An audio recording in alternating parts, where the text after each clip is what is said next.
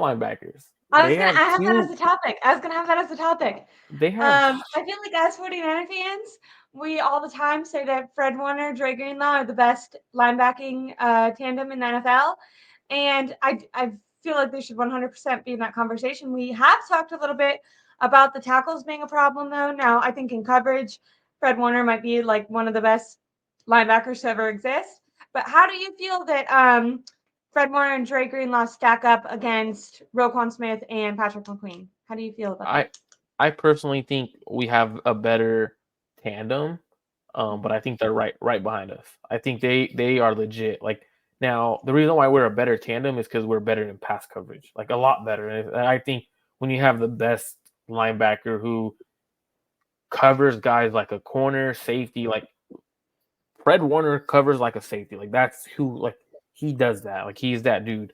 So I think for him, he makes us that much better, and I think it's hard. I hate doing it, like the comparison, because those are Patrick Queen and Roquan Smith are phenomenal, like two super talented linebackers over there in Baltimore. But then you look Didn't at us, the Ravens kind of get a steal from the Bears with Roquan Smith too? Wasn't Brett that like robbed a them, robbed them. crazy? But the Bears give everyone what they want in trade, so it's funny. So Bears traded a second, like what a number pick 33 for Chase Claypool. Like they don't know what they're doing over there in Chicago. Really, I mean, you don't trade players like Roquan Smith, but This is such a Baltimore, off topic, so it's just 2 seconds. But do you think they're gonna get rid of Fields and draft a quarterback with the top pick? you Because they have have to. Carolina's pick, You, right? yeah, you have to. You Yeah. have like to be if you don't do it, it's kind of team building wise, you're probably going to have a new head coach, a new general manager, most likely. You bring in Caleb Williams, you trade away Justin Fields, see what you get What for him. was Whether the it's team that Caleb Williams was saying he was gonna refuse to go to? Was that the Bears or was that it the might be the Cardinals? Bears. It might be the Bears actually. I'm not too sure, but the thing is what I don't see him doing that because, for example, let's say they hire Eric Bieniemy, right? They go out and they hire an offensive line. They're going to do it. He's going to want to go there. Um, End of the day, when you're getting drafted first overall, you're not going to be like, I don't want to play. Like it's not to me. That's not how it works. For me, the MVP conversation comes back up. Sorry, sorry. I thought it was a good question. It's a I good want. I just question. wanted to say, It's a, yeah, I think so. And I we'll make it more 49ers centric. Really quick, I want to say my answer is I think yes. But then two, we were just talking about what is the best team that the Ravens have beat, and you were saying potentially the Rams, even though they lost to the Rams actually. they I mean lost to the Rams. Um, who do you think is the best team that the 49ers have beat? Is it because I mean the Eagles, but they're reeling. Um, I personally think the best team we beaten was Dallas, but even then, Dallas. Dallas isn't bad. Like to be honest, like like I was talking to a Dallas fan yesterday, my uncle, and we were talking about it, and he was like, "Look, there's levels to the NFL. You guys are 2 levels ahead of Dallas and Philly, and Dallas and Philly are the next tier with the Lions, I guess. But outside of that, like you really look at the 49ers, we beat in Jacksonville, we beat in Dallas, we beat in Philly. I personally think Dallas beats Jacksonville. I think they from what I do they too. have, they beat Jacksonville. Now that's also playing the what if they played each other game, and I'm not too sure. I Yeah. think when you look at the rosters all the way around, I think Dallas Cowboys have a much better roster than Jacksonville. Their quarterbacks are about fairly even. Receivers, I would go to Dallas. Offensive line, defensive line, Dallas.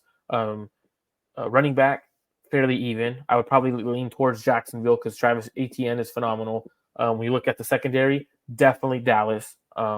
Reality is Dallas has a much better team than them probably.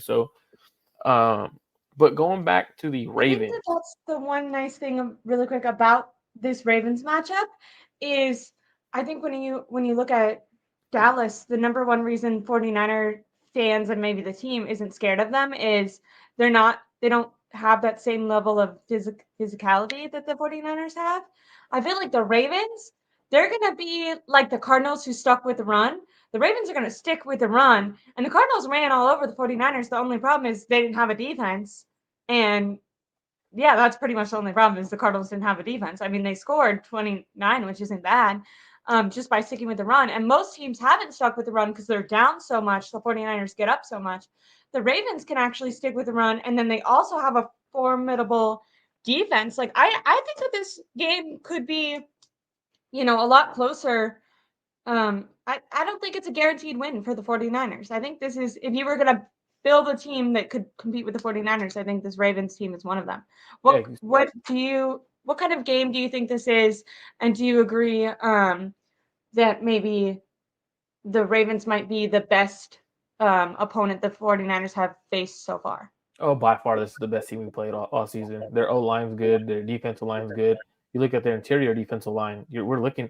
This is probably one of the better defensive tackles we're playing all season. Justin, I don't want to mispronounce his name, but I'm going to try to say it. Madu Buik. Probably said that wrong. 12 sacks on the year as a defensive tackle. Believe in the last 10 games he's had at least half a sack. Phenomenal player. And then even when you look at the outside presence of some of their players, you got Odolphe Owe. Probably said that wrong as well. But he's been playing really well. He has doesn't have the sack numbers, but he's playing really good football. Looking at their corners, I believe they're out one of their corners. I could be wrong. Marlon Humphreys, I don't know if he's back yet. Again, I've been away for a while. Marlon Humphreys is a damn good corner. Their linebackers are good. Oh, Jadeveon Clowney's over there. 7.5 sacks.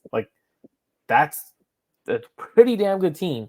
So I'm just excited to see this game because it's one of those ones where I don't care if we lose. I don't care if we win. My biggest goal right now is securing that number 1 seed. You don't have to win this week. You have 2 other weeks. But then what it does is it puts the pressures on the 49ers.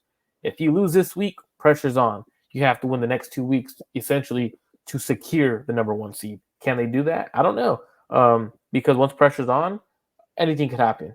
So I think they essentially do win the last 2 games of the season. I'm excited, though. This is a very good Ravens team that we're playing against. I was just double checking really quick because I had heard that the starting right guard or on their O-line was questionable, but just now, I don't know how recent this is, but it says December 20th. The only injuries that they have for this game that are questionable is Zay Flowers and Odell Beckham.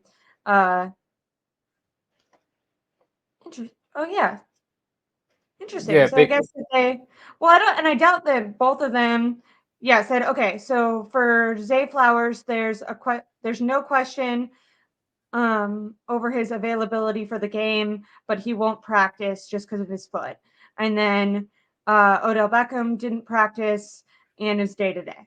What about, does it say anything about Ronnie Stanley? I thought he was in the concussion protocol. That's the biggest injury that they potentially have. I thought that was 3 days ago. I don't know if it was last week and he cleared last week. I don't know if he played or not, but I believe that was the last time I had. I just typed it into Twitter, so I was reading one of their. Then he's good to go then. One of their guys. I don't know.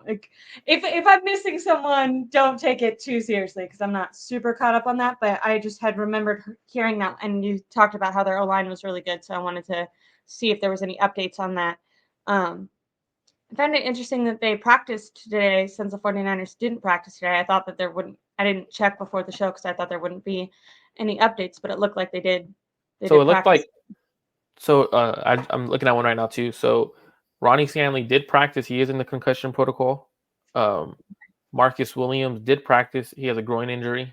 Everyone else that you said did not practice. The good thing for the Baltimore Ravens is they have a extra day because it's a Monday night. So that's the biggest thing is you have that extra day to recover. It's gonna be fun. It's gonna be a really, really fun game.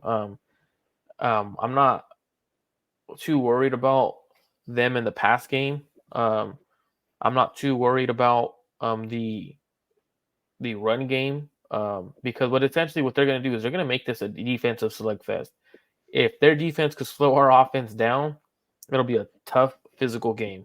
Now, one thing that's going to happen is I guarantee you Lamar Jackson is going to have a couple of zone reads just like Kyler Murray did. Now, the difference is Lamar Jackson has that electric speed. Yeah. Kyler Murray, he didn't look electric. He didn't look like he was fully I shouldn't say fully recovered. Fair, he's coming off the ACL. He's coming off the ACL, but he didn't look like the electric player that he once was. And that usually takes a while for players to come back from ACLs to look again. So the biggest difference is the rushing ability of Lamar Jackson, as well as his ability to deliver from the pocket. That's going to be the biggest games. I don't know how to pronounce this guy's name, Ernesto. Ernesto Valladares. But if you were in this chat 20 minutes ago, we did read off a stat that with all three of those players in the game, they are undefeated and scoring 35 points on average. And Brock Purdy's thrown 40 touchdowns for like no interceptions, basically, with all three of them in the game. So we agree with you. It will be overwhelming, but it will be interesting